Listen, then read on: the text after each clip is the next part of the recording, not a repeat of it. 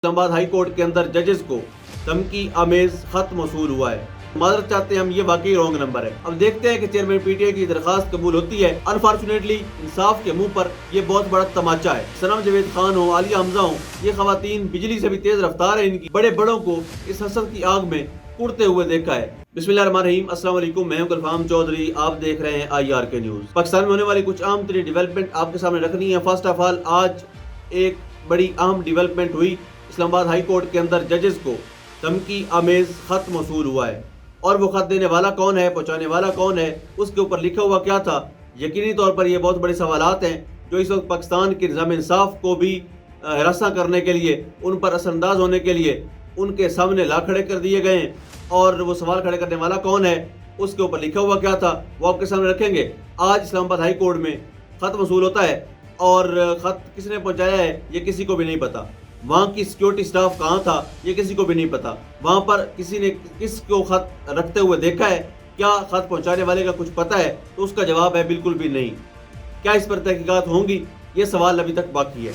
लेकिन उसके ऊपर लिखा हुआ क्या था, एक मुजस्समा बना हुआ था डरावना सा, जिसका मकसद एक पैगाम देना था कि अगर आप पाकिस्तान के अंदर रूल ऑफ लॉ की बात करते हैं, अगर आप पाकिस्तान के अंदर जो रूल ऑफ लॉ है उसकी वायलेशन की बात करते हैं, अगर आप पाकिस्तान के अंदर जो निज़ाम इंसाफ पर एक असरअंदाजी हो रही है और जो दखल अंदाजी हो रही है, अगर उसके ऊपर बात करते हैं, तो आपको शायद ख़तरनाक नताइज का सामना करना पड़ सकता है।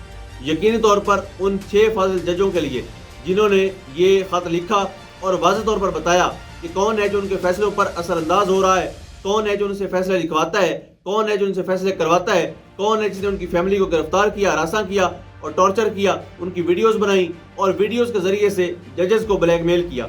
ये सारे के सारे सवालात वहीं पर खड़े हैं। लेकिन क्या इस पर तहकीकात होंगी, या ये किस्सा है माजी बनकर इसको भी क्लोज कर दिया जाएगा। यकीनी तौर पर इस्लामाबाद हाई कोर्ट के अंदर ऐसे ख़त का पहुँचना और उसके अंदर पाउडर का होना और उसके अंदर ऐसा मुजस्समा होना, उसकी शक्ल बने होना, यकीनी तौर पर ये बहुत बड़े सवालात हैं और इसके ऊपर तहकीकात भी होनी चाहिए। उसके बाद आज बुशरा बीबी को शिफ्ट किया गया है अडयाला जेल में। उन्होंने जब उनकी शिफ्ट किया गया वहाँ पर, इमरान खान साहब ने एक बयान दिया। उन्होंने कहा कि बुशरा बीबी को जहर दिया जा रहा है और उनके जल्द पर और ज़ुबान पर निशानात हैं। और ख़ास उन्होंने ये भी कहा कि जो बनी गाला है उनके ऊपर इस वक्त ISI का कंट्रोल है और वहाँ पर जितने भी मामलात हो रहे हैं वो एजेंसी अपने कंट्रोल से कर रही है। और वहाँ पर अगर बुशरा बीबी को जहर दिया गया और अगर नुकसान पहुँचाया गया, यानी उन्होंने वाज़ेह तौर पर यह खदशा ज़ाहिर किया कि शहबाज शरीफ साहब के खिलाफ जो गवाह थे वो सारे के सारे अचानक से हार्ट अटैक से मरे हैं। तो मेरे ज़हन में ये इबहाम ज़रूर है, ये सवाल ज़रूर है कि अगर बुशरा बीबी कुछ होता है तो उसके बराह रास्त ज़िम्मेदार जनरल आसिम मुनीर होंगे। ये कहना था इमरान खान साहब का, और उन्होंने सारे का सारा मलबा ISI पर डाला। उसके बाद बुशरा बीबी की मीडिया से बात हुई। उन्होंने कहा कि मुझे शब मेराज को जहर दिया गया था और हारपिक दिए गए थे, खाने के अंदर 3 कतरे मिलाए गए थे, जिसके बाद मेरे सीने में, मैदे में जलन रहती है। और उन्होंने वाज़ेह तौर पर कहा भी सही कि मुझे जेल के अंदर से किसी ने बताया।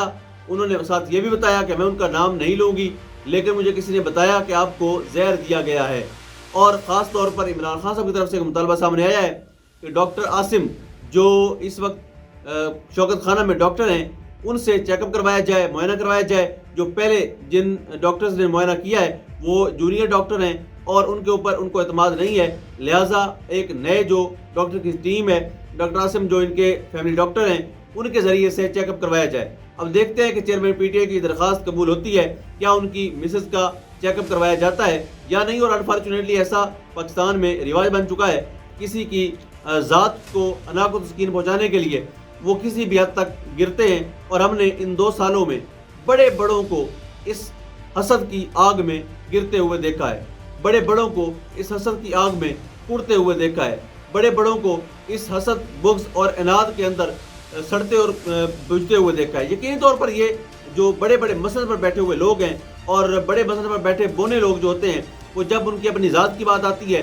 तो वो रूल ऑफ लॉ को भूल जाते हैं, आइन को भूल जाते हैं, कानून को भूल जाते हैं। लेकिन याद रहे कि हाकिमियत अल्लाह रब्बुल इज़्ज़त की है, आइन और कानून की है। मैं भी एक जर्नलिस्ट या कोई भी एक जर्नलिस्ट हमेशा से आइन और कानून का पासदार है, किसी एक शख्स को जवाबदेह नहीं है।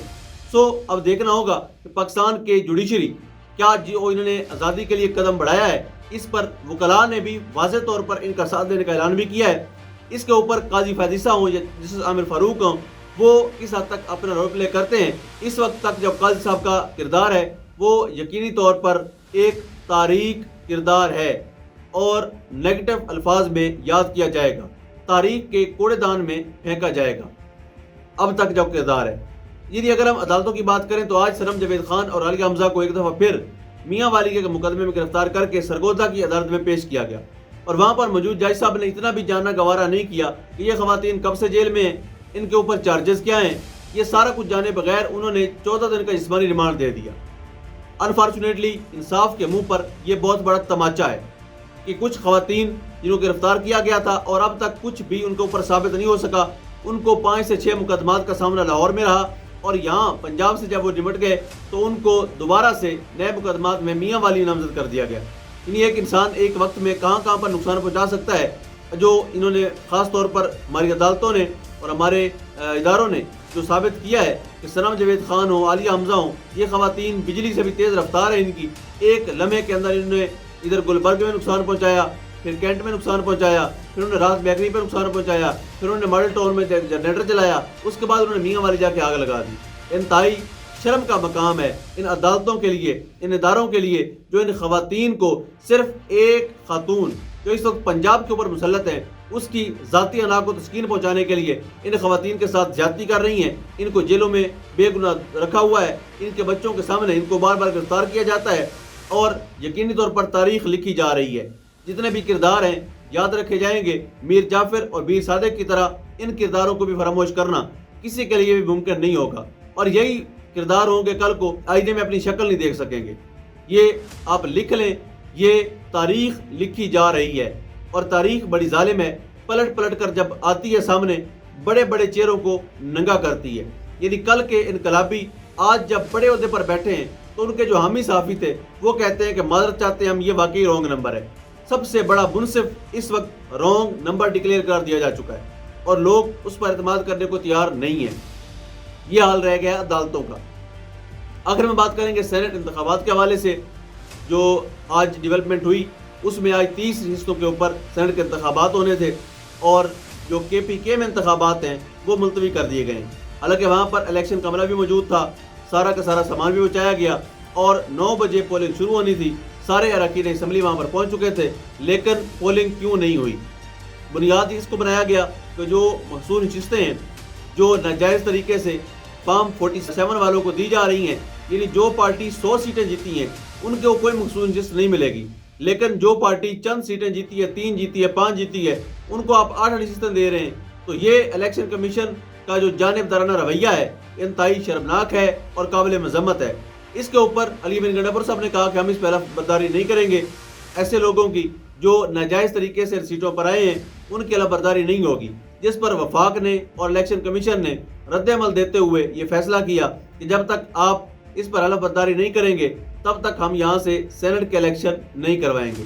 واضح رہے یہ شرمناک کردار تاریخ میں لکھے جا رہے ہیں، خواہ وہ وفاقی حکومت ہو، PDM 2 ہو، الیکشن کمیشن ہو، یا ان کے سہولت کار ہو۔ تاریخ کبھی کسی کو نہیں بھولتی، اور تاریخ کے اندر جو نام لکھے جاتے ہیں ان کو کوئی مٹا بھی نہیں سکتا۔ اللہ پاک وطن عزیز کا حامی و ناصر ہو۔ پاکستان زندہ باد۔